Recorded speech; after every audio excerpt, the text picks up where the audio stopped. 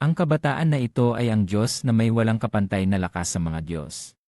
Dahil dito, siya ay naging nababato at nagkaroon ng ideya na dapat siyang maging mahina sa pamamagitan ng pagsasama sa katawan ng isang tao sa lupa at ipagpatuloy ang karanasan ng pakikipaglaban. Ngunit, sa pagkakataong ito, ang ibang mga Diyos ay naghintay ng tamang pagkakataon upang subukang pabagsakin siya. Sa huli, paano magiging dramatiko at nakakatawa ang paglalakbay ng isang top server na naglalaro muli ng laro? Inaanyayahan ang lahat na mag-enjoy. Ang kwento ay nagsisimula sa panahon ng lupa 3 milyong taon na ang nakalipas, isang panahon na nagmarka ng unang paglitaw ng tao. Ayon sa mga nalalaman, ang mga ninuno ng tao ay mga unggoy na nanirahan sa panahon ng primitive.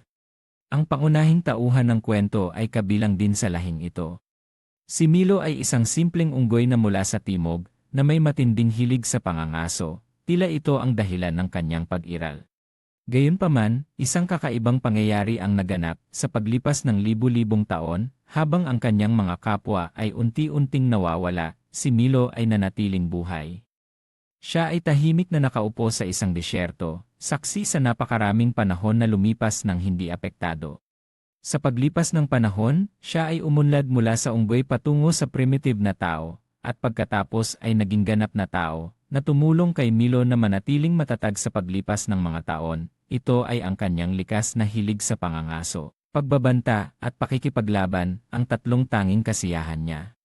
Sa loob ng 3 milyong taong mahaba, ang katawan ni Milo ay patuloy na umunlad upang umangkop sa pakikipaglaban, malalakas na kalamnan, mga ugat na nakabukas, lahat ng ito ay tumulong sa kanya na umangat bilang isang Diyos, sa pamamagitan lamang ng kanyang natatanging pisikal na lakas. Ngayon, si Milo ay nasa kalawakan, na may tungkulin na bantayan ang lupa. Siya ay ang Diyos ng lupa Milo, isang Diyos na antas isa sa mga Diyos, na responsable sa pagmamasid sa planetang ito. Nakaupo sa gitna ng malawak na kalawakan, si Milo ay nababato at pinapagalaw ang kanyang mga paa, at pagkatapos ay nagalit na sumigaw, sobrang boring. Sa sandaling lumabas ang mga salitang ito, siya ay tumapak ng malakas. Ang napakalaking lakas ay kumalat na nagdulot ng pagyanig sa planeta, sabay na lumikha ng isang nakakatakot na enerhiya na tumagos sa buong kontinente, na umabot sa kaharian ng mga Diyos. Nakakita ng ganitong tanawin, ang mga Diyos doon ay hindi nakapagpigil sa kanilang pagkabahala. Si Lucio, isang Diyos na antas dalawa na namamahala sa planetang nang makita ang pangyayari, ay labis na nagalit, muli na naman. Samantala, si Milo ay nakasandal sa kanyang kamay at nagmumuni-muni, may pakiramdam ako na nakipaglaban na ako sa lahat ng mga karapat-dapat na kalaban. Ngayon, wala nang sinuman ang kayang humamon sa akin. Siya ay huminga ng malalim at naisip ang huling pagkakataon na siya ay nagbanta ng labanan, mga 1 taon na ang nakalipas. Marahil ang pagiging masyadong malakas ay isang problema din.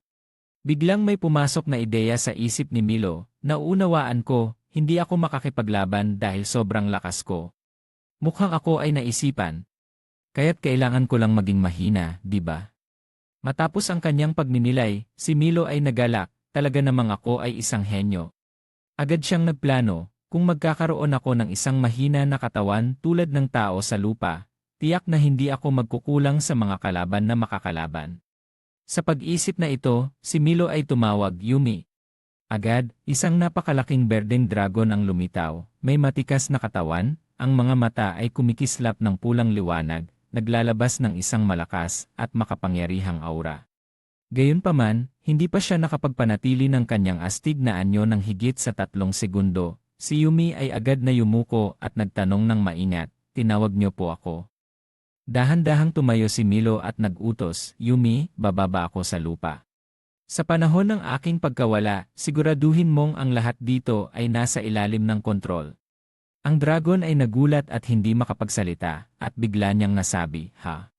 Gayunpaman, agad siyang nag-react. Mula sa kanyang palad ay naglabas siya ng isang enerhiya na nag-anyaya ng isang maliit na bola, at pagkatapos ay ginawang 2 bilog na mahika, ang ganap na pagkakabuhol ng kanyang anyo. Mga napakalaking kadena ang umabot at humigpit kay Milo. Ang mga mata ni Yumi ay nagliwanag ng determinasyon, ngunit 1 segundo mamaya, siya ay nagtanong ng may panghihina, saan po kayo pupunta, Ginoo? Hindi niyo po Kahit isang salita ay hindi niya sinabi. May isang grupo ng mga Diyos na paparating. Ano ang balak niyo? Ngunit si Milo ay hindi nag-alala, patuloy na naglakad, siya ay malamig na sumagot, ikaw ba ay nagtatrabaho ng part-time o ano?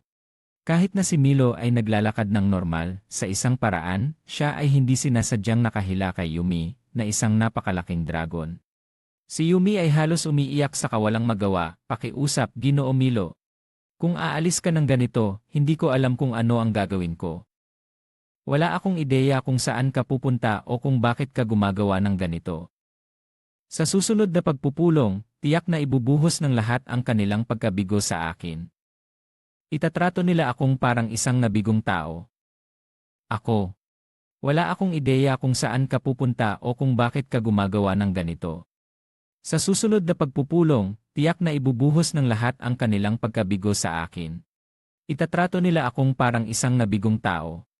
Ako ba ay isinilang para tiisin ang mga bagay na ito? Bakit? Bakit ako nakakaramdam ng ganito kawalang silbi? Bago pa man siya matapos sa kanyang pag-iyak, si Milo ay dahan-dahang ginamit ang kaunting lakas, agad na sinira ang mga kadena na nagbubuhol sa kanya. Pagkatapos ay nagsalita ng puno ng banta, gusto mo bang makakuha ng suntok?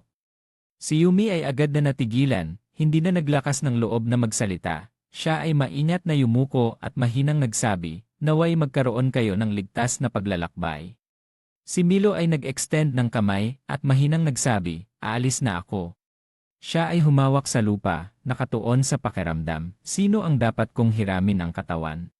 Sa loob ay may maraming tunog, may mga daing ng pagmamakaawa, pakiusap, Diyos, hayaan mong matapos na ang mundong ito, ayaw ko nang magpatuloy, kasabay ng mga sigaw ng galit, kung talagang may mga Diyos, kumain kayo ng dumi. At ang pinaka-nakakagulat, isang tinig na puno ng pagnanasa, kung maaari, dalhin mo ako sa ibang mundo. Ang panalangin na ito ay nagulat kay Milo. Siya ay tumawa ng masaya, sige, ikaw ang napiling isa, bilang gantimpala, ibibigay ko sa iyo ang isang hiling. Sa likuran, si Yumi ay patuloy na umiiyak sa kalungkutan, siya ay tahimik na tumingin sa kanyang amo, nag-iisip kung dapat ba siyang magpaliwanag ng kahit ano. Ngunit bago siya nakapagsalita, si Milo ay nagsalita, iiwan ko ang katawan na ito. Kaya't alagaan mo ito ng mabuti. Ipinagkakatiwala ko ito sa iyo dahil nagtitiwala ako sa iyo. Si Yumi ay nagulat, kukunin niyo lang ang kaluluwa. Hindi ito pinapayagan. Kung ang katawan ay namatay habang ang kaluluwa ay nandoon pa, ang kaluluwa ay mawawasak din. Si Milo ay may tiwala, bakit mag-alala? Siya ay lumingon at naglakad palayo, umiti ng bahagya, babalik ako agad. Si Yumi ay nag-aalala at sumigaw, huwag. Napakadelikado. Ngunit huli na, ang kaluluwa ni Milo ay humiwalay mula sa katawan, lumipad sa liwanag na nagmumula sa lupa, siya ay sumigaw ng mabangis at naglaho. Kasabay nito, sa isang lugar sa lupa, sa isang virtual reality game, isang lalaking tauhan ang bagong talo ang huling halimaw, humihingal at sumigaw, sa wakas, nakuha ko na siya. Siya ay masaya na nagdeklara, natalo na ang Demon King. Natapos na ang laro. Si Lito, na nakamit ang tagumpay, ay nagreklamo, tapos na ba? Sa kanyang pambihirang kakayahan sa pandaraya, siya ay naging isang kampiyon, isang Moonskin sa mundong ito, siya ay mumiti ng may pang-aasar, kaya't ito ang katapusan ng buhay harem sa ibang mundo. Ngunit sa kanyang kalooban, alam niyang ang lahat ay naging labis na nakababato. Si Lito ay nagpakawala ng kanyang kamay upang mahulog ang telepono sa lupa, nabasag ang screen, siya ay nakatayo sa bubong sa gitna ng madilim na gabi, tinitingnan ang lungsod sa ibaba at nagmumuni-muni. Ngayon maaari na akong mamatay ng walang pagsisisi. Siya ay nanginginig at nagmumura, ang nakakadismaya na mundong ito, at walang pag-aalinlangan, siya ay tumalon pababa. Paalam! Sa huling sandali nang ang katawan ay bumagsak sa lupa, ang dugo ay sumabog, tila siya ay namatay, ngunit bigla ang kanyang daliri ay bahagyang kumilos. Si Lito ay umuungol sa sakit, dahan-dahang bumangon, lumabas na ang kaluluwa ni Milo ay pumasok sa katawan na ito.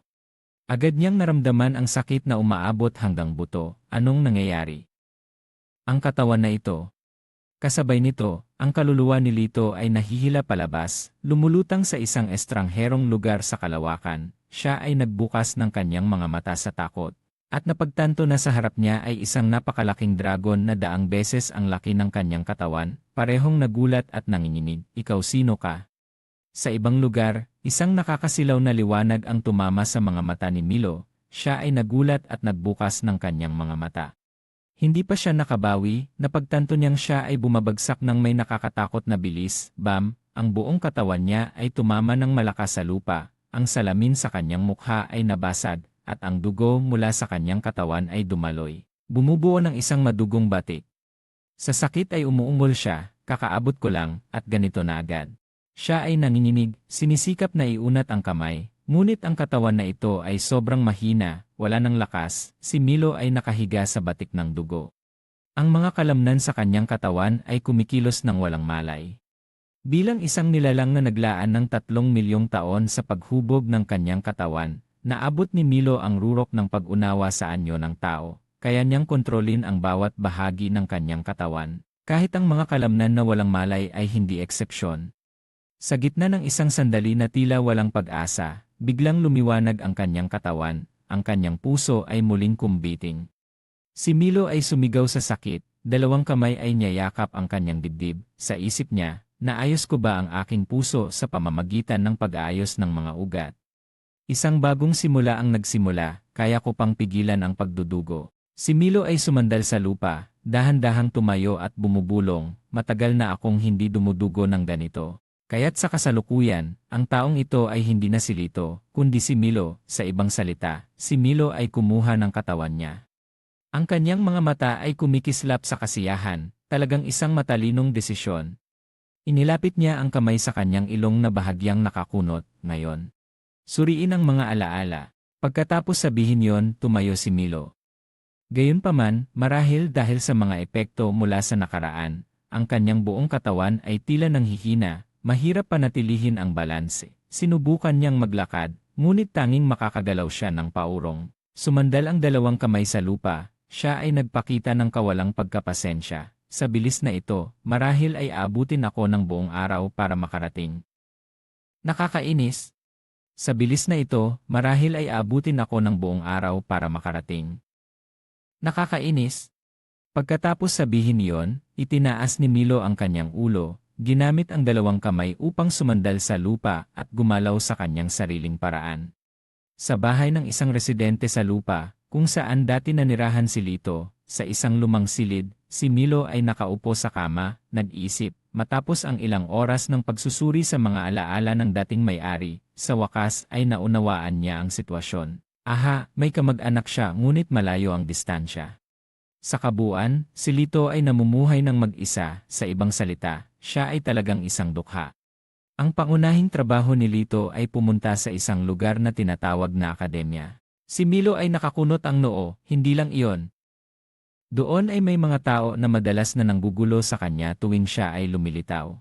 Nang isipin ang mga naranasan ni Lito, ang tingin ni Milo ay biglang naging malamig. Bigla, pinigilan niya ang kanyang kamay, ang kanyang mga labi ay umangat sa isang nakakatakot na ngiti, kahanga-hanga. Pinagsaluhan niya ang kanyang kamao sa harap, ang boses ay puno ng sigla, maaari akong sumugod at makipaglaban ngayon din. Biglang huminto si Milo, isang matinding sakit ang kumalat mula sa kanyang braso na dumaan sa bawat hibla ng kalamnan. Nakakunot ang kanyang noo habang mahigpit na hinahawakan ang nanginginig na braso at nagtanong sa sarili, dahil ba ito sa pag-ikot ng katawan kanina? Hindi pa sanay ang katawan na ito sa mga galaw na ganito. Ang sakit ay lalo pang nagbigay ng kakaibang ngiti sa kanyang mukha na tila isang baliw. Si Milo ay tumawa ng may kasiyahan, sakit ng kalamnan pagkatapos ng 1,000 taon, talagang nakakapresko. Kinabukasan, ang araw ay nagniningning sa buong paligid. Sa paaralan, isang bahagi ang nakapangalang may mga tali, pinipigilan ang mga estudyante na lumapit sa lugar ng insidente. Habang ang mga natitirang tuyong mansa ay nagdulot ng mga bulong-bulungan sa mga estudyante, anong nangyari? Bakit ang daming dugo? Habang naglalakad si Milo, umaawit siya ng isang kanta. Bigla niyang nakita mula sa malayo ang punong guro na nahihirapang nakikipag-usap sa pulis, agad siyang lumiko at nagbago ng direksyon. Sa loob ng silid-aralan, narinig ang boses ng guro, buksan ang libro sa pahina 56, ang unang linya tungkol sa paglitaw ng sosyalistang ideolohiya sa simula ng mga taong 1920. Bigla, isang malakas na tunog ang umabot nang ang pinto ng silid ay biglang hinila. Lahat ng mata ay tumingin sa taong nagdulot ng ingay, walang iba kundi si Milo.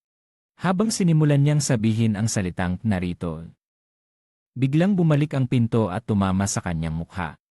Si Milo ay napakunot ang noo at hinawakan ang nasaktang bahagi.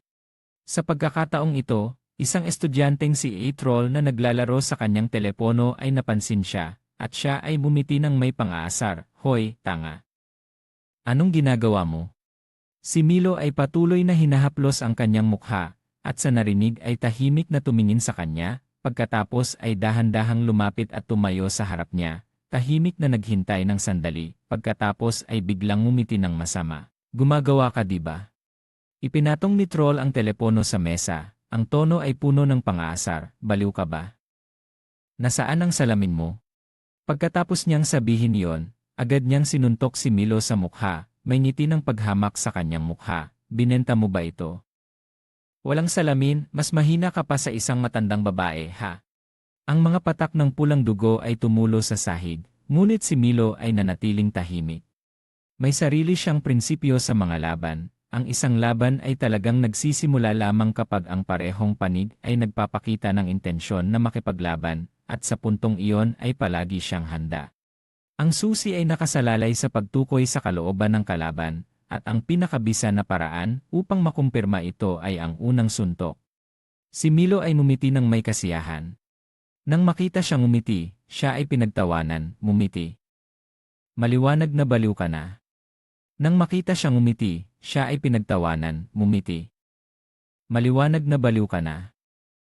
Bago pa siya makapagsalita, si Milo ay tumakbo papunta sa kanya, isang kamay ay mahigpit na humawak sa kwelyo niya, at ang isa pang kamay ay nakabuo ng kamao na tumama sa mukha ng mayabang sa kanyang harapan. Sa bawat pagbagsak ng kamao, naramdaman niya ang matinding sakit na tumakbo sa kanyang braso. Ang kanyang mukha ay nagkunot dahil sa sakit. Si Milo ay bumubulong, talagang masakit nga. Sa mga sandaling iyon, isang malakas na sigaw ang umabot mula sa harapan. Ang guro ay nagalit at sumigaw, "Anong ginagawa niyo sa oras ng klase?" Ang buong klase ay naguluhan at lumingon upang makinig. Isang estudyante ang malakas na nag-ulat, "May laban dito, guro." Hawak niya ang kanyang ilong at naramdaman ang mainit na dugo na dumadaloy, nagmumura siya, "Sumpa." Parang nawala ng ulirat, siya ay sumugod kay Milo, ang baliw na ito. Si Milo ay mabilis na pumasok sa posisyon ng depensa. Itinataas ang kamay sa harap niya, sa isip ay nag-isip, kung ang katawan na ito ay nasa mabuting kalagayan, makakaiwas na ako sa suntok na ito, ngunit ngayon. Bahagyang ngumiti siya at mabilis na tumingin sa likod. Gayunpaman, sa isang segundo ng kawalang kasiyahan, tinamaan siya ng suntok mula sa kanya, at tama nga ang enerhiya ng daigdig. Hindi pa siya tumitigil, galit na nagbigay ng isa pang suntok at sumigaw, "Huwag kang makialam sa akin." Si Milo ay naggangalit ang mga labi, mabilis na nag-isip sa sitwasyong ito, wala siyang maraming pagpipilian, hindi siya makagamit ng mahika o malis, kaya't yumuko siya at ginamit ang kanyang ulo upang saluhin ang suntok. Narinig ang tunog ng buto na bumabagsak, siya ay humawak sa kanyang kanang kamay na nasaktan, sira. Si Milo ay ngumiti ng may tagumpay. Ang mga daliri ng tao na ganito kabaliw, paano siya mananalo laban sa aking bungo?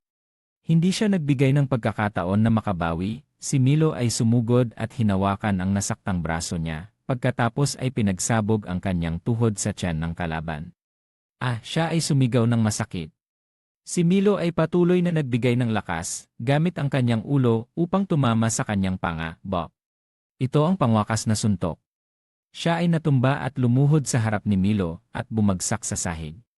Sa loob lamang ng ilang segundo, ang buong klase ay nagreaksyon. Ilang estudyante ang nagmadaling kumuha ng telepono, kinukunan ang eksena sa kanilang harapan, ang mga bulong-bulungan ay umabot, anong-anong nangyari.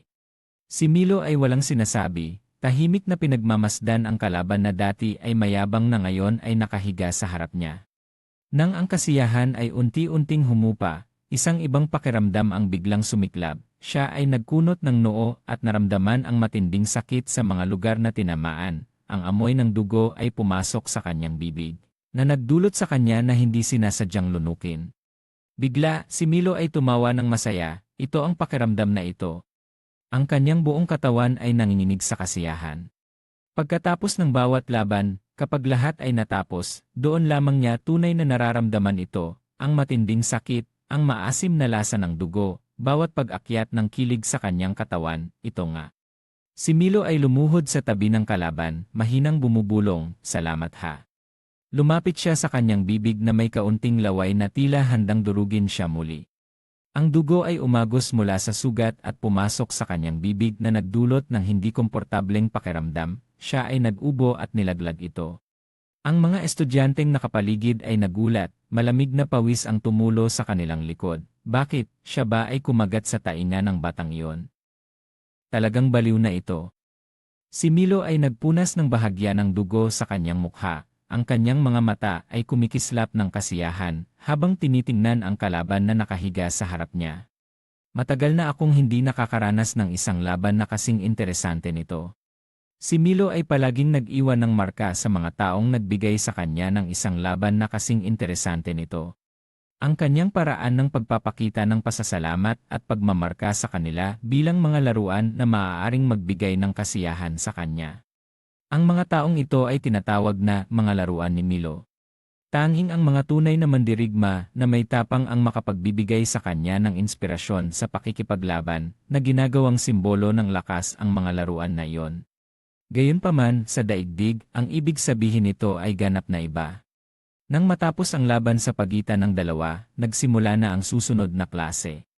Siyempre, walang estudyante ang makapagpigil sa pag-uusap tungkol dito. "Hoy, narinig mo na ba ang tungkol sa laban sa ikalawang klase?" Ang tinanong ay nagyaon at sumagot ng walang pakialam, "Laban." Malaking bagay iyon. Ang isa pang tao ay lumapit at bumulong ng may interes, pero narinig ko ang isang kakaibang bagay. Ang kaibigan na nagyaon ay agad na naging mausisa, "Ano yon?" Ang bully ay natalo ng mismong batang madalas niyang inaapi. At ang pinakakakaiba ay ang natalo ay nasugatan ng labis na kailangang dalhin sa ospital agad. Sa katunayan, ang natalong tao sa laban kay Milo ay dinala sa ospital sa kritikal na kondisyon.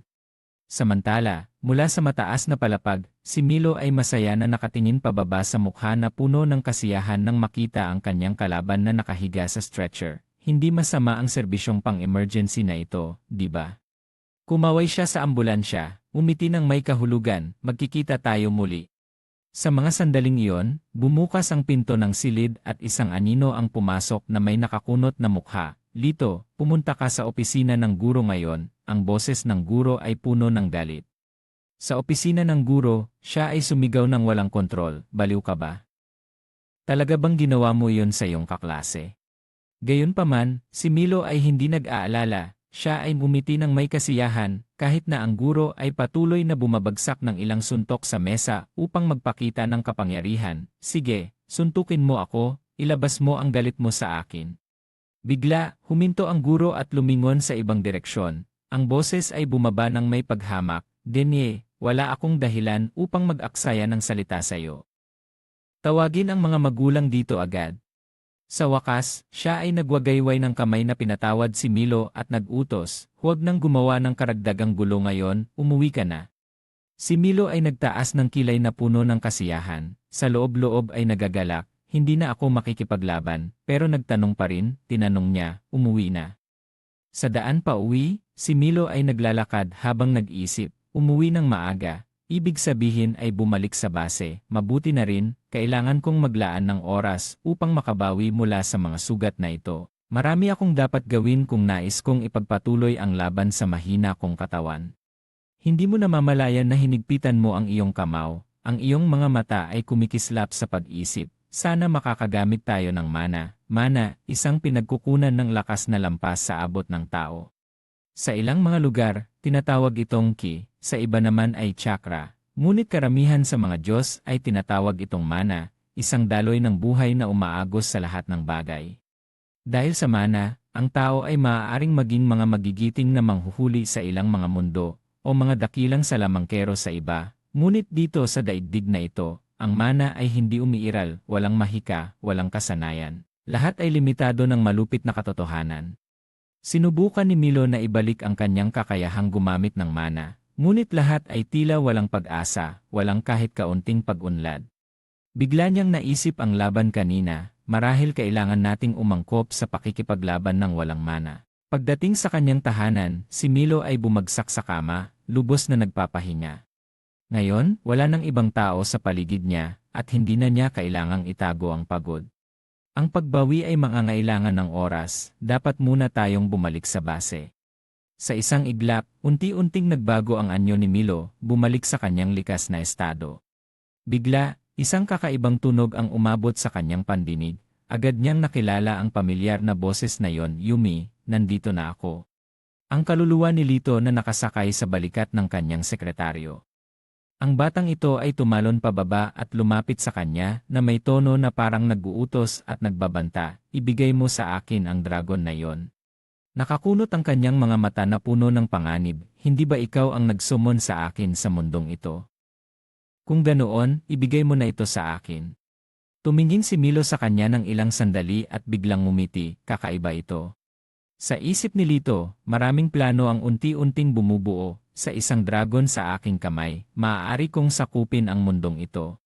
Gayunpaman, ang kanyang pananabik ay biglang nawasak nang ang kanyang katawan ay biglang nahatak pataas mula sa lupa. Si Milo ay nag-extend ng kamay at hinawakan siya ng walang pakialam, talagang kakaibang tao ka. Si Lito ay nagwawala sa malaking kamay na iyon, ang kanyang mukha ay namumutla, anong nangyayari? Ano ang ginagawa mo? Si Milo ay hindi nagbigay pansin sa kanyang gulat na reaksyon, isang misteryosong ngiti ang sumilay sa kanyang labi habang siya ay nagsalita ng malamig, dadalahin kita sa ibang mundo. Ang tanawin ay lumipat sa teritoryo ni Lucio, ang taong nasa pangalawang pwesto sa ranggo. Dito ang daan patungo sa ibang mundo na binanggit ni Milo. Patawad, nang makita niya ang kanilang anino, agad na nagsalita si Lucio, naguguluhan ka ba, Johan? Hindi pa ako nagsasalita at tumutol ka na. Ako ang magdadala sa kanya doon, buksan mo ang pintuan. Pinandilatan ni Lucio si Milo, ang boses ay puno ng hindi pagkakaabot, ano nang batayan mo para magdesisyon sa bagay na ito? Tumugon si Milo ng may kumpiyansa, dahil mas malakas ako. Kung may problema ka, kumilos ka na, handa akong makipaglaban. Si Lucio ay nagalit na naggangalit, isang tanga na umaasa lang sa lakas. Hindi na naghintay ng reaksyon mula sa kanya, si Milo ay naglakad patungo sa pintuan, sige, ako na ang bahala, umalis ka. Agad siyang nagbigay babala, anong ginagawa mo? Ang makialam sa teritoryo ng ibang Diyos ay isang bawal sa pagitan ng mga Diyos. Kung wala kang kapangyarihan, ang paggalaw sa hadlang ay agad na mag-udyok ng mekanismo ng depensa. Bago pa natapos ni Lucio ang kanyang sinasabi, si Milo ay nagbigay ng isang suntok na nagwasak sa hadlang, ang kanyang mukha ay nagalit. Si Milo ay ngumiti, bakit lagi kang tumutol? Nasubukan mo na ba? Tamad ka. Si Lucio ay hindi pa rin makapaniwala, ngunit ganito ang takbo ng mundo. Sa oras na ito, ang kamay na humahawak kay Lito ay sa wakas ay bumitaw. Tumingin si Milo sa kanya at nag-utos, pumasok ka. Si Lito ay nagulat, ano? Ipinaliwanag ni Milo, gusto mo bang pumunta sa ibang mundo? Ito na ang ibang mundo. Si Lito ay natatakot na umatras, Paano ang dragon? Si Milo ay sumagot ng walang pakialam, hanapin mo ang sarili mong Johan. Ang Johan na ito ay akin, kaya hindi. Agad na tumutol si Lito, hindi ganon. Ngunit, bago siya makapagpahayag, ang napakalaking kamay ay itinapon siya diretsyo sa hadlang. Si Lito ay nakapag-ungol ng ilang tunog. Ang mga kabataan na yon ay umaasa lamang na bigyan ng kapangyarihan. Matapos ang lahat, siya ay lumingon at umalis, nagpaalam kay Lucio, aalis na ako. Tandaan mong alagaan siya ng mabuti. Si Lucio ay naggangalit, ang kanyang mukha ay madilim sa galit, siya ay nagmula sa planetang isang teritoryo ng hari ng mga demonyo. Sa kasaysayan, si Lucio ay minsang humamon sa isang Diyos na tinawag na tagapaglikha at natalo siya. Kinuha niya ang pwesto ng Diyos, tinalo ang natitirang mga kalaban upang makuha ang pinakamataas na posisyon. Mula noon, si Lucio ay naging Diyos ng mga Diyos, ang hindi matatalo, ang dakilang alamat, ang tanging kataas-taasang nilalang. Ngunit, lahat ng mga titulong iyon ay naging walang kabuluhan mula nang dumating si Milo. Si Lucio ay humigpit ang kanyang kamao, bumubulong ng puno ng puot, "Hintayin mo, ikaw na sinumpang ipinanganak mula sa lahi ng tao." Siya ay lihim na nagpadala ng isang taga-subaybay upang sundan si Milo at Johan. Hindi alam na ang dalawa ay umalis na mula sa teritoryo, ganap na nasa ilalim ng kanyang pangangalaga. Sa ibang lugar, isang binata na may madilim na berdeng buhok ay naggangalit sa galit. Akala niya ba ay malakas siya? Siya ay nahihirapang sumandal sa lupa, nahihirapang bumangon, pawis ay umaagos. Kinuha niya ang kanyang telepono, ang boses ay naggangalit, ngunit sa totoo lang, tapos na ang kanyang buhay. Siya ay naghanap sa kanyang listahan ng mga kontak, ang kanyang mga mata ay puno ng balak, ayos. Tignan natin kung gaano pa siya magiging mayabang, tatawagan ko si Hugo. Sa isang ngipin, isang malakas na suntok ang ibinato, tuwid sa punching bag. Ang malakas na suntok na iyon ay nagmula kay Kano, ang pambansang kampiyon sa boxing para sa mga kabataan. Ang pawis ay umaagos sa kanyang mga templo. Bigla, ang tunog ng pag-vibrate ng telepono ay umabot mula sa locker, pinutol ang kanyang pagsasanay. Si Kano ay bahagyang nakakunot ang noo. Tumingin siya sa isang kaibigan na walang pakialam na naglalakad patungo sa kanya na may mga kamay sa bulsa, na kalmado na nagsabi, "Oh, telepono ko yon."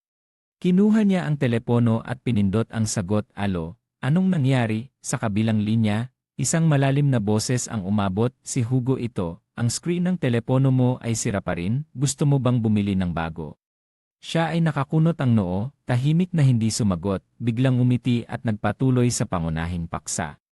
Sa isang silid-aralan, ang hangin ay puno ng kasiyahan. Bigla, ang pintuan sa likuran ay itinulak ng malakas. Isang estudyanteng may madilim na berdeng buhok ang pumasok.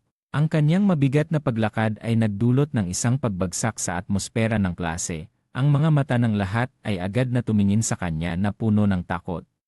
Ngunit, ang tensyon na yon ay hindi nagtagal, nagsimula ang mga bulong-bulungan ng pang-aasar. "Wow, tingnan mo, paano siya naging ganyan? Dati-dati, lagi siyang mayabang at nananakit sa iba, ngayon ay nagkukunwari na lang, wala na talagang nakakatakot sa kanya. Mukhang malapit na ang katapusan niya, haha." Rektang umabot sa kanyang tainga, ang galit ay sumiklab, ang kanyang mukha ay nagmadali, bigla niyang itinapon ang kanyang bag sa lupa, sumigaw, "Sumpain!" Ang kanyang matalas na tingin ay dumaan sa mga taong nagbubulungan, ang mga ugat sa kanyang mukha ay namumuo, ang boses ay nagngangalit. "Sinasadya niyo bang magsalita ng malakas para marinig ko? Mga duwag, kung may lakas kayo, lumabas kayo at sabihin sa akin ng direkta." Ang atmosfera sa klase ay naging malamig, biglang si Kimo ay tumayo, humihingal at nagpaalala, "Tama na. Umupo ka. O lumabas ka na." Ang kanyang tiyak na salita ay lalo pang nagpasiklab sa kanyang galit, ang kanyang mga kamao ay humigpit, ang mga ugat ay namumuo sa kanyang mga kamay. "Baliw ka ba?" Ang kanyang boses ay nagngangalit. Agad, isang upuan ang inangat mula sa kanyang nanginginig na mga kamay, ang boses na puno ng banta ay umabot, "Gusto mo bang mamatay, batang babae?" Sa sandaling iyon, ang guro ay pumasok mula sa pangunahing pintuan, ang mga mata ay puno ng pagdududa, anong nangyayari? Nakita ng guro na siya ay nakatayo ng mayabang sa gitna ng klase at nagtanong, "Bakit ka nakatayo dyan, Kimo?" Sa isang saglit ng pag-aalinlangan, ang mga mata ni Kimo ay naguguluhan, ngunit agad siyang umupo, ang boses ay nahihiya, "Wala namang anuman, sir." Ang guro ay bahagyang tumango, biglang naisip ang isang mahalagang bagay at nagbigay ng babala, "Pagkatapos ng klase, makipagkita ka sa akin saglit, Kimo." Nagulat, nagtanong si Kimo, "Bakit, sir?" Ang guro ay ngumiti ng mahinahon at ipinaliwanag, "Tungkol kay Lito kahapon, hanggang ngayon ay walang makontak sa kanya, maaari mo bang suriin?" Pagkatapos sabihin iyon, ang guro ay nagpaalam, ang boses ay puno ng sigla, Kung matutulungan mo ako sa bagay na ito, gagawa ako ng isang magandang liham ng rekomendasyon para sa iyo sa huling taon." Si Kimo dugo ay kumagat sa kanyang labi, nakapangalumbaba, ang mukha ay puno ng hindi pagkakaabot. Sa harap ng isang silid, si Kimo dugo ay magalang na kumatok, "May tao ba dyan?"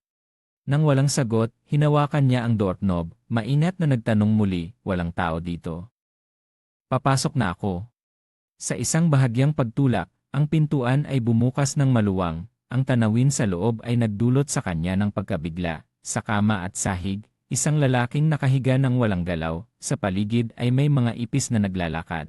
Sa gitna ng kaguluhan, si Lito ay nawalan ng malay, ang mga mata ay nakapikit na puti. Si Kimo ay nagulat, sa isang iglap ay hindi makapagsalita. Sa isang malaking ospital, si Lito ay nakahiga sa isang maliit na kama, ang kanyang braso ay may nakadikit na drip, ang kanyang mga mata ay tila walang laman. Bigla, ang kanyang katawan ay bahagyang nanginginig, may isang bagay na pumasok sa kanya, ang kanyang mga mata ay biglang bumukas. Si Milo ay nagulat at ang boses ay umabot sa kanyang isipan, saan ito? Bakit hindi ito katulad ng aking alaala? Agad, isang matinding sakit mula sa ibaba ang umabot. Si Milo ay pinikit ang kanyang mga mata at sinubukang kalmahin ang sarili. Ngunit nang tumingin siya pababa, siya ay nagulat. Ano ang nakadikit sa katawan ni Lito Lianen? Si Milo ay nakakunot ang noo sa pagdududa. Ang likidong iyon dumadaloy ito sa aking katawan sa pamamagitan ng ugat. Si Milo ay tahimik na nag-isip. Ito ay mga sustansya, ang pakiramdam ng pagsipsip ay napakabilis. Kahit na hindi ito mahika, ang epekto ay talagang epektibo. Pagkatapos ng ilang segundo, ang kanyang mga labi ay umangat sa isang ngiti ng kasiyahan, mukhang may ilang kawili-wiling bagay sa earth. Si Kimo ay nagulat nang sumulyap sa kanya, ang kanyang puso ay tila nahihirapan. Bakit ang mga mata niya ay nakakatakot na ganito? Hindi ba siya nababaliw? Agad siyang naglagay ng bag sa kanyang balikat. Ang boses ay nagmamadali, sinabi ng guro na bumalik ako agad. Tumayo siya at nagpatuloy, sinabi ng guro na hanapin siya, parang hindi siya maganda ang pakiramdam, kaya alis na ako. Si Milo ay nagulat at umupo ng bigla, tiningnan si Kimo na may pagdududa, ito ba ang taong tumulong sa akin na makabawi? Siya ay nagsalita, ang boses ay puno ng kuryosidad, si Milo ay nagmadali na tawagin siya pabalik, sandali, mayroon akong isang tanong. Si Kimo ay huminto at lumingon na may pagkabahala, ano na naman? Magtanong ka na, marami pa akong dapat gawin. Si Milo ay nakakunot ang noo, ang kanyang malalim na mga mata ay nagliliwanag ng kabangisan, siya ay nag-isip, hindi ko pa alam ang sapat tungkol sa daigdig. Kailangan ko ng karagdagang impormasyon, ang pinakamahalagang bagay sa ngayon. Umiti si Ann ng bahagya, inalis ang e-drip at diretsong nagtanong, alam mo ba kung saan pwedeng mag-ehersisyo? Si Kimo ay nagkunot ng noo at tumingin sa kanyang magulong anyo, sa kanyang kalooban ay may bahagyang inis, ngunit nagtanong pa rin siya, wala ka bang pera? Sa isang pampublikong lugar ng pagsasanay, si Milo ay masigasig na nag-ehersisyo, pagkatapos ng ilang sandali, ang kanyang katawan ay basang-basa sa pawis. Humihingal siya, ang kanyang mukha ay puno ng sigla, ang lugar na ito ay talagang kahanga-hanga. Si Milo ay tahimik na nag-isip. Ito ang tinatawag na sansugyang. Biglang bumalik ang mga alaala, naalala niya ang mga profesional na kagamitan sa pagsasanay na dati niyang ginamit. Sa panahon ko, 4,000 taon na ang nakalipas, ang mga tao ay nag-ehersisyo gamit ang mas mahihirap na pamamaraan. Pag-ikot ng bato, pag-akyat sa mga pader, paghuhukay ng mga butas. Kung ikukumpara ang lahat ng mga ehersisyo dito sa mga naranasan ko, hindi maiiwasang maramdaman ni Milo na masyadong madali ang mga ito. Baka ang mga tao sa daigdig ay mas malakas kaysa sa kanyang inaasahan. Tumakbo siya, nakatuon ang pansin sa paligid, paano kaya ito gamitin? Si Milo ay nagtanong at sinubukan ang isang kagamitan sa pagsasanay. Bigla, isang bato mula sa hindi alam na pinagmulan ang lumipad at tumama ng malakas sa likod niya. Ang bato ay nahulog sa lupa na nagdulot ng malakas na tunog, isang tinig na puno ng galit ang umabot. Nakita na kita, Lito.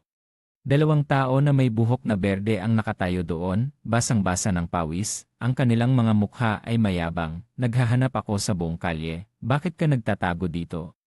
Si Milo ay yumuko upang pulutin ang bato, ang kanyang mukha ay naging seryoso. Ang tinig ay lumabas ng mahinahon ngunit malamig, sino ang naghagis nito? Ang 2 tao ay nagtawanan, walang pakundangan na sumagot, sino pa kundi ako? Si Milo ay nagalit, ang kanyang mga mata ay puno ng puot, sigurado akong magkakaroon ka ng problema, ang kapatid ko ay naayos na ang lahat ng mga tauhan mo. Bago pa siya makapagmalaki ng buong pangungusap, ang 2 tao ay nakatanggap ng isang malakas na suntok sa mukha. ang lakas ng suntok ay nagdulot sa kanya na mahulog sa lupa. Ang kanyang mga kamay ay humahawak sa kanyang ilong na masakit na sumigaw, "Sumpa!" Si Milo ay tumingin sa kanya, ang mga labi ay nakangiti, ang mga mata ay puno ng kasiyahan na parang isang demonyo. Siya ay mumiti ng may pang-aasar, ibig sabihin gusto mong umatake muna.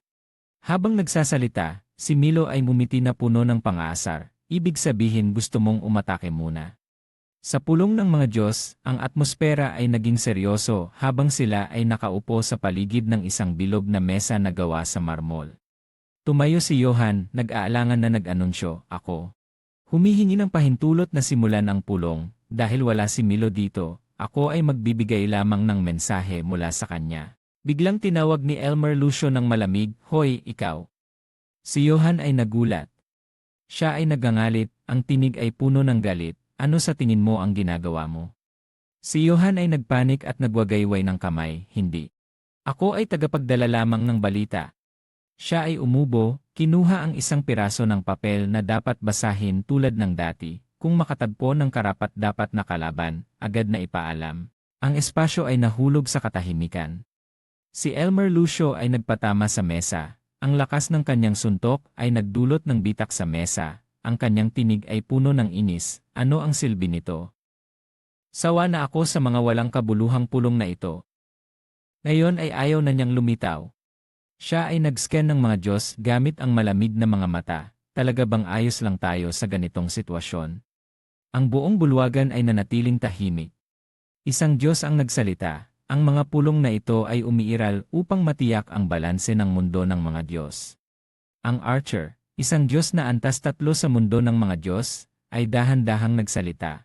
Kapag may mga kaguluhan na hindi kayang lutasin ng Diyos ng lupa, saka tayo makikialam, ngunit ang hindi pagdalo niya ay talagang nakakabigo.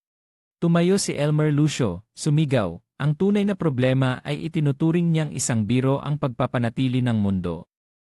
Kung magpapatuloy ito, ang buong sistema ay maaaring bumagsak dahil sa kanyang mga walang pag-isip na aksyon. Siya ay naggangalit, at ang pinakamasama ay sa tuwing siya ay nakakahanap ng solusyon, ang lahat ay nagiging mas magulo. Naalala mo ba ang nangyari sa planetang Cyclops 1,000 taon na ang nakalipas? Isang Diyos na antas siyam ang agad na nagbago ng kulay, ang mukha ay puno ng takot na tila naaalala ang isang bagay na nakakatakot. 1,000 taon na ang nakalipas, sa pulang planetang iyon, ang Cyclops, ang halimaw ng walang hanggan, ay mahigpit na kumapit sa ibabaw ng planeta. Bigla, ang buong katawan nito ay sumabog. "Ikaw ang pumatay dito," si Milo ay tumawa ng masaya matapos itong talunin. Bumalik sa kasalukuyan, si Elmer Lucio ay sumigaw ng galit. "Kung ang mga Diyos ay nagtutulungan, maaari sana nating mabawasan ang pinsala." Ngunit sa halip, ang tanga na iyon ay sinira ang lahat, na nagdulot sa nilalang na iyon na lamunin ang isang bahagi ng planeta. Siya ay nanginginig, ang tinig ay puno ng hinanakit, hindi ko na kayang tiisin pa ang pagtingin sa kanya na sinisira ang lahat. Hindi siya karapat-dapat na maging Diyos. Si Johan ay nakatitig sa papel na may takot, tahimik na nagmumura sa kanyang kapalaran, umiiyak sa kawalang kapangyarihan na dumadaloy. Bakit siya kailangang dumaan sa pagsubok na ito? Mangyaring bumalik ng maaga, pakiusap sa lupa. Ang buli na tinamaan ni Milo ay humahawak sa kanyang mukha na masakit na sumigaw, "Sira ulo. Alam mo ba kung sino ang pinsan ko? Siya ay isang boksingero, tanga, tapos ka na.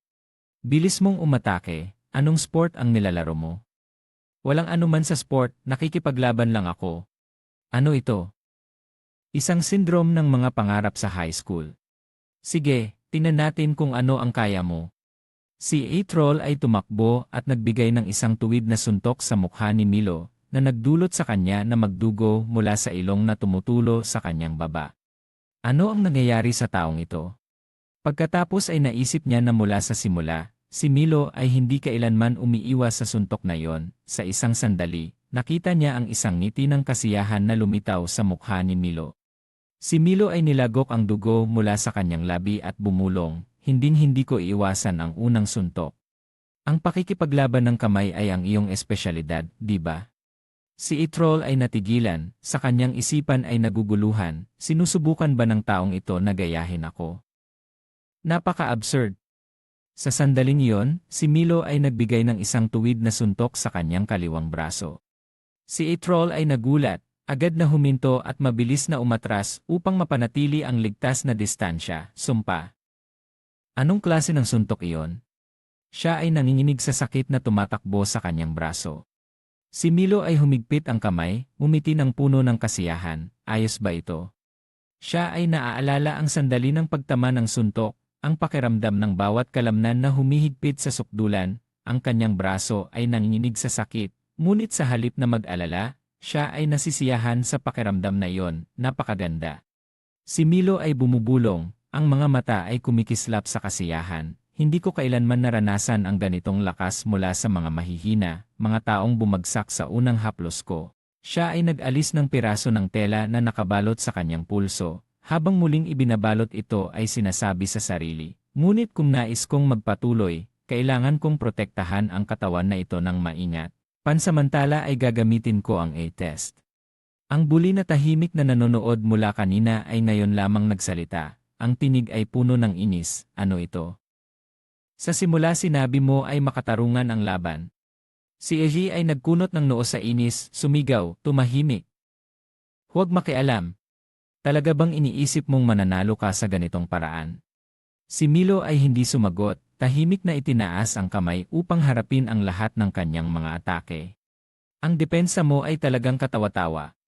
Si Milo ay nanatiling kalmado, tahimik na sinusuri ang kanyang mga atake, mabilis, ngunit masyadong madaling hulaan. Siya ay nakatuon sa paggalaw ng mga kalamnan ng kalaban, bawat ugat, bawat higpit. Kailangan ko lang tingnan kung paano gumagalaw ang kanyang katawan, malalaman ko na kung saan susunod na tatama. Si Atrol ay biglang umungol na galit. Siya ay tumakbo at nagbigay ng isang hook punch. Si Milo ay patuloy na kalmado at dahan-dahang itinaas ang kamay upang harapin ito. Isang tunog ng pagputok ang umabot, ang braso ni Atrol ay nabali sa bigat ng kanyang sariling lakas. Ang kanyang kamay ay bumagsak sa lupa na walang lakas.